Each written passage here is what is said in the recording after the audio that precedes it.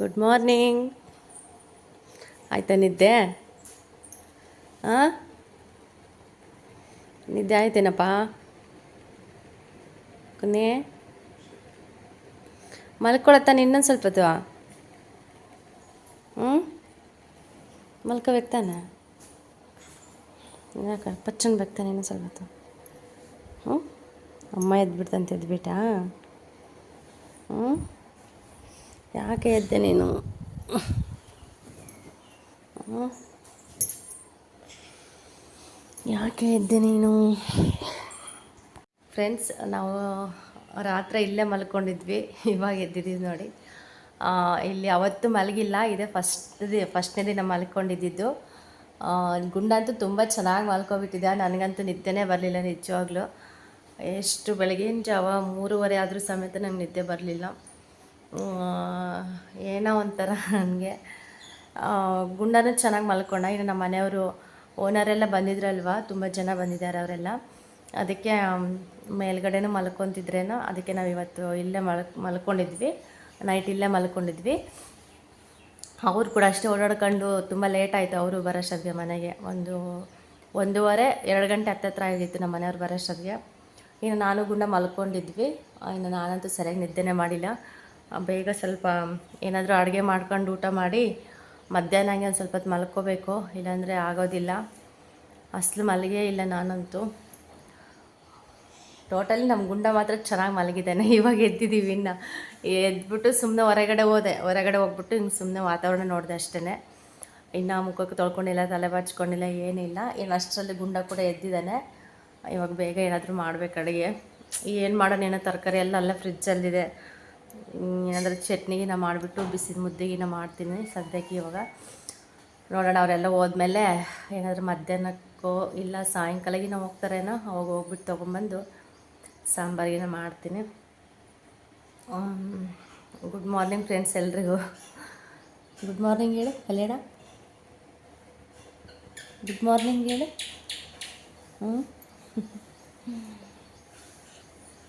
ಹೇಳಪ್ಪ. ಹೇಳಲ್ಲ, ಹೇಳ್ಬೇಕಪ್ಪ, ಹಂಗೆ ಅನ್ಬಾರ್ದು. ನೋಡಿ, ಕರೆಂಟ್ ಹೋಯ್ತು. ಓಕೆ ಫ್ರೆಂಡ್ಸ್, ವಿಡಿಯೋ ಕಂಟಿನ್ಯೂ ಆಗುತ್ತೆ, ನೋಡಿ ಸಪೋರ್ಟ್ ಮಾಡಿ.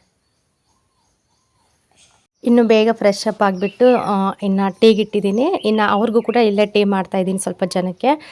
ಇಲ್ಲಿ ಏನೇನೋ ಸ್ವಲ್ಪ ಗಿಡ ತಂದಿದ್ರಂತೆ, ಗಿಡ ಎಲ್ಲ ಹಾಕ್ತಾಯಿದ್ರು. ಬೆಳಗ್ಗೆನೇ ಸ್ಟಾರ್ಟ್ ಮಾಡಿದ್ರು ಆಗಲೇ ಕೆಲಸ. ಯಾಕೆಂದರೆ ತಿರ್ಗಿ ಬಿಸಿಲು ಅಂದರೆ ಸಿಕ್ಕಾಪಟ್ಟೆ ಬಿಸಿಲಿರುತ್ತೆ. ಅದೆಲ್ಲ ಕೂಡ ಕುಣಿ ಎಲ್ಲ ತೆಗಿಬೇಕಲ್ಲ, ಮಣ್ಣೆಲ್ಲ ತೆಗೆದು ಎಲ್ಲ ತುಂಬಿ ಹಾಕ್ಬೇಕಲ್ಲ, ಸಖತ್ತು ಇದಾಗುತ್ತೆ ಅಂತ ಹೇಳ್ಬಿಟ್ಟು ಇನ್ನು ಬೆಳಗ್ಗೆನೇ ಸ್ಟಾರ್ಟ್ ಮಾಡಿದರು. ಇನ್ನೇನು ಒಂದು 7 ಗಂಟೆ 7:30 ಕೂಡ ಆಗಲೇ ಸಖತ್ತು ಬಿಸಿಲು ಬರ್ತಾ ಇರುತ್ತೆ. ಆದ್ರೂ ಸ್ವಲ್ಪ ಇರಲಿ ಅಂತ ಹೇಳ್ಬಿಟ್ಟು ಇನ್ನು ಬೆಳಗ್ಗೆನೇ ಸ್ಟಾರ್ಟ್ ಮಾಡಿದರು. ಇನ್ನು ಅದಕ್ಕೆ ಸ್ವಲ್ಪ ಜನಕ್ಕೆ ಇಲ್ಲೇ ಟೀ ಮಾಡೋಣ ಅಂತ ಹೇಳ್ಬಿಟ್ಟು ಇನ್ನು ನಮ್ಮ ಮನೆಯವರು ಹಾಲು ಪ್ಯಾಕೆಟ್ ಎಲ್ಲ ತೊಗೊಬಂದು ಕೊಟ್ಟೋದ್ರು. ಇನ್ನು ಅವ್ರಿಗೆ ಫಸ್ಟ್ ಟೀ ಮಾಡಿಬಿಟ್ಟು ಇನ್ನು ಪ್ಲಾಸಲ್ಲಿ ಹಾಕಿ ಕಳಿಸ್ತಾ ಇದ್ದೀನಿ.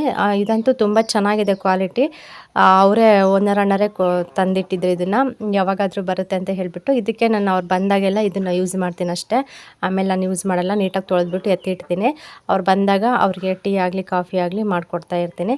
ಇನ್ನು ಅವ್ರಿಗೆ ಮಾಡಿ ಪ್ಲಾಸ್ಗೆ ಹಾಕ್ಕೊಟ್ಟೆ. ಇನ್ನು ಸ್ವಲ್ಪ ನಾನು ಕೂಡ ಇವಾಗ ಮಾಡ್ಕೊತಾ ಇದ್ದೀನಿ. ಇನ್ನು ಬೇರೆ ಏನು ಕೂಡ ಇಲ್ಲ, ಸ್ವಲ್ಪ ಸಕ್ಕರೆ ಹಾಲು, ಅದೇ ಟೀ ಸೊಪ್ಪಿತ್ತಲ್ಲ ಅದ್ರ ಜೊತೆಗೆ ಸ್ವಲ್ಪ ಹಾಲು ಸಕ್ಕರೆ ಹಾಕ್ಬಿಟ್ಟು ಹಂಗೆ ಮಾಡ್ತಾಯಿದ್ದೀನಿ. ಇನ್ನು ಏನು ಜಾಸ್ತಿ ಏನು ಇದಾಗಿರೋದಿಲ್ಲ ಅಂತೇಳ್ಬಿಟ್ಟು ಒಂದು ಚಿಕ್ಕ ಲೋಟ ಅಷ್ಟೇ ಮಾಡ್ಕೊಂಡಿದ್ದೆ. ಇನ್ನು ನಮ್ಮ ಮನೆಯವರು ಜಾಸ್ತಿ ಕುಡಿಯೋದಿಲ್ಲ, ಯಾವಾಗಾದ್ರೂ ಅಪರೂಪ ಕುಡಿತಾರೆ ಅಷ್ಟೇ. ಇನ್ನು ನಾನು ಒಬ್ಬಳಿಗೆ ಅಲ್ವಾ, ಅದಕ್ಕೆ ಸ್ವಲ್ಪನೇ ಮಾಡಿಕೊಂಡೆ, ಜಾಸ್ತಿ ಕೂಡ ಮಾಡ್ಕೊಳ್ಲಿಲ್ಲ. ಅವ್ರಿಗಂತೂ ಜಾಸ್ತಿ ಸಕ್ಕರೆ ಹಾಕೋ ಹಾಗೆ ಇಲ್ಲ, ಸ್ವಲ್ಪ ಜಾಸ್ತಿ ಹಾಲು ಹಾಕಬೇಕು, ಜಾಸ್ತಿ ಟೀ ಸೊಪ್ಪು ಹಾಕ್ಬೇಕಷ್ಟೇ, ಲೈಟಾಗಿ ಹಾಕ್ಬೇಕು ಸಕ್ಕರೆ. ಅವರು ಕುಡಿಯೋದೇ ಇಲ್ಲ, ಸ್ವಲ್ಪ ಏನಾದರೂ ಜಾಸ್ತಿ ಸಕ್ಕರೆ ಆದ್ರಂತೂ ಕುಡಿಯೋದಿಲ್ಲ. ಅದಕ್ಕೆ ಗೊತ್ತಲ್ವ ಮುಂಚೆನೇ ಅವರು ಜಾಸ್ತಿ ಸಕ್ಕರೆ ಕುಡಿಯೋಲ್ಲ ಅಂತೇಳ್ಬಿಟ್ಟು, ಅದಕ್ಕೆ ಇಲ್ಲಿ ಸ್ವಲ್ಪ ನೋಡ್ಕೊಂಡು ಲಿಮಿಟಾಗಿ ಹಾಕಿ ಮಾಡಿಕೊಡ್ತೀನಿ. ಇನ್ನು ಟೈಮ್ ಕೂಡ ಆಗಿತ್ತು, ಇವತ್ತು ಎದ್ದಿದ್ದೆ ಸ್ವಲ್ಪ ಲೇಟ್ ಆಯ್ತು ಅಂತ ಹೇಳ್ಬಿಟ್ಟು ಇನ್ನು ಬೇಗ ಕೆಲಸ ಎಲ್ಲ ಸ್ಟಾರ್ಟ್ ಮಾಡಿಕೊಂಡೆ. ಇನ್ನು ಸಿಂಪಲ್ಲಾಗಿ ಚಟ್ನಿ ಮಾಡಿ ಅನ್ನ ಮಾಡೋಣ ಅಂತೇಳಿ, ಮುದ್ದೆ ಮಾಡೋಣ ಅಂತೇಳ್ಬಿಟ್ಟು ಇನ್ನು ಫಿಕ್ಸ್ ಆಗಿದ್ನಲ್ವ, ಹಂಗಾಗಿ ಮತ್ತು ಶೇಂಗಾ ಬೀಜ ಎಲ್ಲ ಹುರ್ಕೊಂಡ್ಬಿಟ್ಟು ನಾನು ರೆಡಿ ಮಾಡಿಕೊಂಡೆ. ಫ್ರೆಂಡ್ಸ್, ಚಟ್ನಿಗೆ ರೆಡಿ ಮಾಡ್ಕೊಂಡಿದ್ದೀನಿ. ಚಟ್ನಿ ಮಾಡಬೇಕಂತಲೇ ಫಿಕ್ಸ್ ಆದೆ. ಅದಕ್ಕೆ ಸ್ವಲ್ಪ ಶೇಂಗಾ ಬೀಜ ಮತ್ತು ಸ್ವಲ್ಪ ಬೇಳೆಕಾಳು, ಇನ್ನು ಬೆಳ್ಳುಳ್ಳಿ, ಒಣಮೆಣ್ಸಿನ್ಕಾಯಿ, ಉಪ್ಪು, ಹುಣಸೆಹಣ್ಣು ಮತ್ತೊಂದು ಸ್ವಲ್ಪ ಕಾಯಿ ಹಾಕಿದ್ದೀನಿ. ತುಂಬ ಚೆನ್ನಾಗಿರುತ್ತೆ ಟೇಸ್ಟ್ ಮಾತ್ರ. ಇದು ಬೇಳೆಕಾಳು ಬದಲು ಹುಳ್ಳಿಕಾಳು ಕೂಡ ಹಾಕ್ಬೋದು. ಹುಳ್ಳಿಕಾಳು ಹಾಕಿದ್ರೂ ಕೂಡ ತುಂಬ ಚೆನ್ನಾಗಿರುತ್ತೆ. ಹುಳ್ಳಿಕಾಳು ಇದ್ದಾವೆ, ಅದು ಸ್ವಲ್ಪ ಬೇರೆ ಬೀಜ ಇದ್ದಾವಲ್ವ, ಅದೆಲ್ಲ ತೆಗಿಯೋಷ್ಟೊತ್ತಿಗೆ ಲೇಟ್ ಆಗುತ್ತೆ ಅಂತ ಹೇಳ್ಬಿಟ್ಟು ಒಂದು ಸ್ವಲ್ಪ ಬೇಳೆಕಾಳು ತೊಗೊಂಡ್ಬಿಟ್ಟು ಇನ್ನು ಹುರ್ಕೊಂಡಿದ್ದೀನಿ. ನಿಜವಾಗ್ಲೂ ಟೇಸ್ಟ್ ಮಾತ್ರ ತುಂಬ ಚೆನ್ನಾಗಿರುತ್ತೆ. ಮುದ್ದೆಗಾಗಲಿ ಚಪಾತಿಗಾಗಲಿ ಎಲ್ಲದಕ್ಕೂ ಕೂಡ ಚೆನ್ನಾಗಿರುತ್ತೆ. ನಾವು ಬರೀ ಶೇಂಗಾ ಬೀಜ ಚಟ್ನಿ ಮಾಡ್ಕೊಳ್ಳೋದಕ್ಕಿಂತ ಈ ಥರ ಸೈಡ್ಸ್ಗೆ ಹುಳ್ಳಿಕಾಳಾಗಲಿ ಬೇಳೆಕಾಳಾಗಲಿ ಹಾಕಿ ರುಬ್ಕೊಂಡ್ರೆ ಚೆನ್ನಾಗಿರುತ್ತೆ. ಇದೆಲ್ಲ ಮಿಕ್ಸಿಗೆ ಹಾಕ್ಕೋಬೇಕು. ಇನ್ನು ಚಟ್ನಿ ರೆಡಿ ಆಗುತ್ತೆ. ಇನ್ನು ಮುದ್ದೆ ಕೂಡ ಇಟ್ಟಿದ್ದೀನಿ. ಅಕ್ಕಿ ಬೆಂದಿದ್ದಾವೆ, ಸ್ವಲ್ಪ ಹಿಟ್ಟು ಹಾಕ್ಬೇಕು. ಇವಾಗ ಹಿಟ್ಟು ಹಾಕ್ಬಿಟ್ಟು ಮುದ್ದೆ ಕುದಿಯೋಷ್ಟೊತ್ತಿಗೆ ಬೇಗ ಮಿಕ್ಸಿ ಮಾಡ್ಕೊತೀನಿ ಚಟ್ನಿ. ಇನ್ನು ಆಗುತ್ತೆ. ಇವತ್ತು ಟೈಮ್ ಕೂಡ ಆಗಿಬಿಟ್ಟಿದೆ, ಅದಕ್ಕೆ ಬೇಗ ಮಾಡ್ತಾಯಿದ್ದೀನಿ.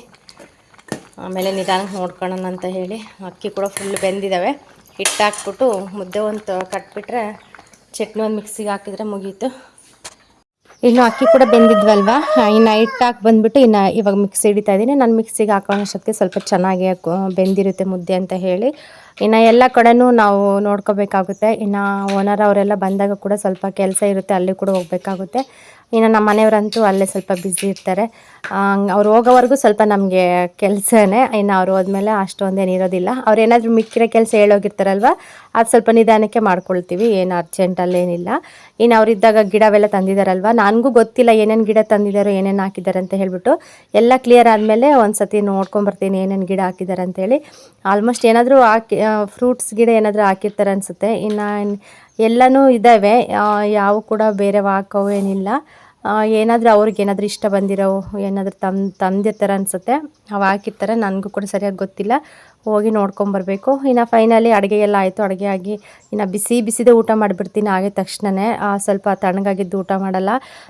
ಬಿಸಿದು ಚಟ್ನಿ ಮುದ್ದೆ ಊಟ ಮಾಡಿಬಿಟ್ಟು ಇನ್ನು ಆ ಪಾತ್ರೆ ಕೂಡ ಇದ್ವು, ಪಾತ್ರೆ ಎಲ್ಲ ತೊಳೆದ್ಬಿಟ್ಟು ಇನ್ನು ಸೈಡ್ಗೆ ಎತ್ತಿಟ್ಟು ಇಲ್ಲಿ ನೋಡ್ಬೋದು. ಮೊನ್ನೆ ನಾನು ಸುಮ್ಮನೆ ಟೊಮೊಟೊ ಕಟ್ ಮಾಡ್ತಾ ಇದ್ದೆ, ನೋಡೋಣ ಅಂತ ಹೇಳ್ಬಿಟ್ಟು ಇದು ಬೀಜ ಹಾಕಿದ್ದೆ ಸುಮ್ಮನೆ ಮೇಲ್ಗಡೆನೆ.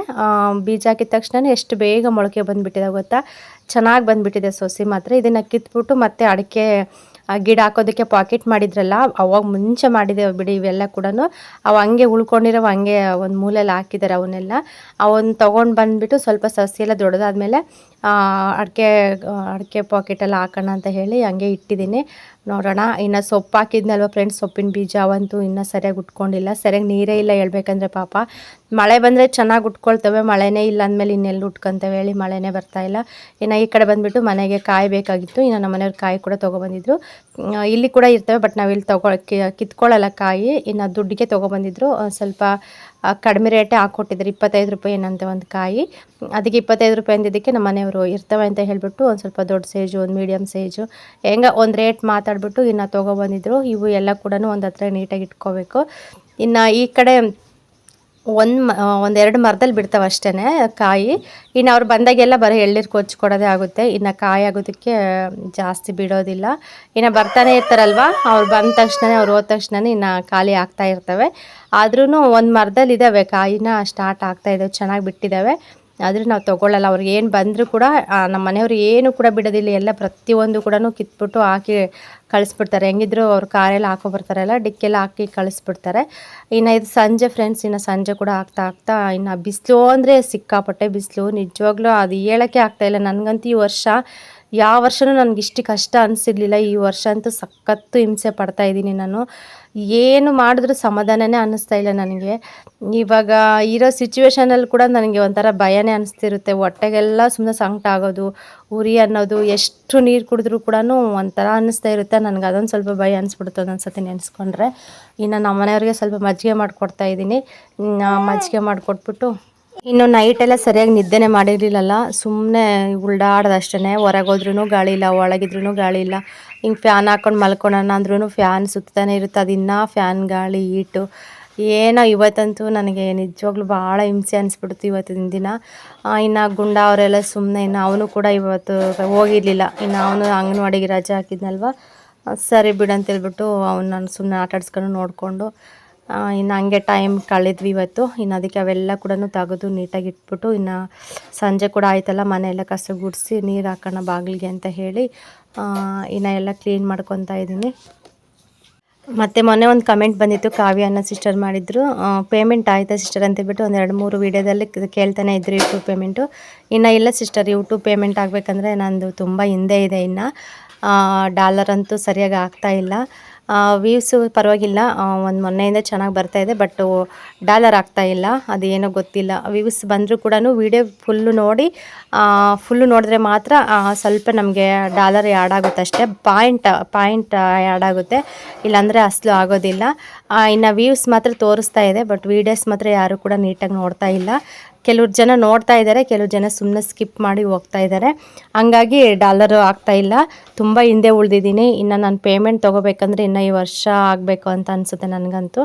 ಹಾಗೇ ಆಗುತ್ತೆ ಅನಿಸುತ್ತೆ, ಅಷ್ಟು ಹಿಂದೆ ಉಳಿದಿದ್ದೀನಿ. ಅದಕ್ಕೋಸ್ಕರ ಇನ್ನೂ ಪೇಮೆಂಟ್ ಆಗಿಲ್ಲ ನಂದು. ಫಸ್ಟ್ನೇ ಪೇಮೆಂಟ್ ಸಮೇತ ಇನ್ನೂ ತೊಗೊಂಡೇ ಇಲ್ಲ. ಸುಮಾರು ಒಂದು 3 ವರ್ಷ ಆಯ್ತು ಇನ್ನು ಸ್ಟಾರ್ಟ್ ಮಾಡಿ ಯೂಟ್ಯೂಬು. ಇನ್ನು ಸಖತ್ತು ಹಿಂದೆ ಉಳಿದಿದ್ದೀನಿ. ಅದು ಯಾವಾಗ ನನಗೆ ಇನ್ನು ಇದರಲ್ಲಿ ಸಕ್ಸಸ್ ಕಾಣುತ್ತೋ ಅನ್ನೋದೇ ಗೊತ್ತಾಗ್ತಾ ಇಲ್ಲ. ನೋಡೋಣ, ಮಾಡೋದು ಮಾಡ್ತಾಯಿದ್ದೀನಿ, ಪ್ರಯತ್ನ ಪಡ್ತಾಯಿದ್ದೀನಿ. ಇನ್ನು ಪ್ರತಿಫಲ ದೇವ್ರಿಗೆ ಬಿಟ್ಟಿದ್ದು, ಮಾಡೋ ಪ್ರಯತ್ನ ಮಾಡ್ತಾನೇ ಇದ್ದೀನಿ. ಇನ್ನು ಎಫರ್ಟ್ ಹಾಕಿ ಕೂಡ ಕೆಲಸ ಅಂದರೆ ಯೂಟ್ಯೂಬ್ ಕೆಲಸನೂ ಮಾಡ್ಕೊಳ್ತಿರ್ತೀನಿ. ಇನ್ನು ಮನೆಯದೆಲ್ಲ ನಿಭಾಯಿಸ್ಕೊಂಡು ಹೋಗ್ತಾಯಿದ್ದೀನಿ. ಇನ್ನು ಗೊತ್ತಿಲ್ಲ ಹೆಂಗಾಗುತ್ತೆ ಏನೋ. ಒಟ್ಟು ಟೋಟಲಿ ನನಗಿನ್ನು ಯೂಟ್ಯೂಬ್ ಒಂದು ಪೇಮೆಂಟ್ ಸಮೇತ ನಾನಿನ್ನು ತೊಗೊಂಡೇ ಇಲ್ಲ. ಕಷ್ಟ ಇದೆ, ಅಷ್ಟು ಸುಲಭ ಅಲ್ಲ.